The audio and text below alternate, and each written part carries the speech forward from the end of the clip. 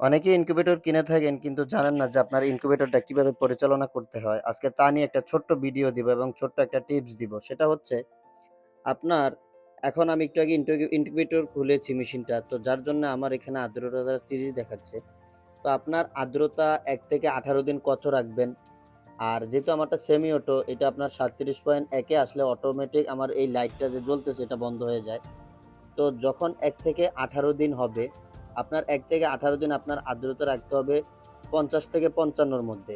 তো যদি ৫০ থেকে ৫৫ না আসে তখন আপনি কি করবেন? সেই ক্ষেত্রে আপনি এই যে দেখতে পাচ্ছেন একটা বাটি, এই বাটিতে একটু পানি দিবেন আর একটা ভিজা টিস্যু অথবা বাজারে পাওয়া যায় ফোম অথবা একটা কাপড়ের টুকরো দিবেন পানিতে রেখে।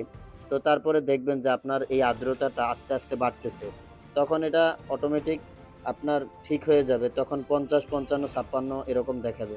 আর যখন ১ থেকে ১৮ দিন শেষ হয়ে যাবে তখন আপনার আর্দ্রতা রাখতে হবে ৬০ থেকে ৬৫ এর ভিতরে অথবা ৭০। তবে ৬০-৬৫ হচ্ছে ভালো আরকি।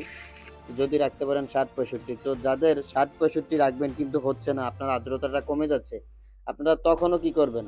একটা বাটিতে অর্ধেক পানি নিবেন, পানি নিয়ে একটা টিস্যু অথবা কাপড় ভিজিয়ে রাখবেন। তখন দেখবেন আপনার এই আর্দ্রতা ৬০-৬৫ এর মধ্যে রয়েছে।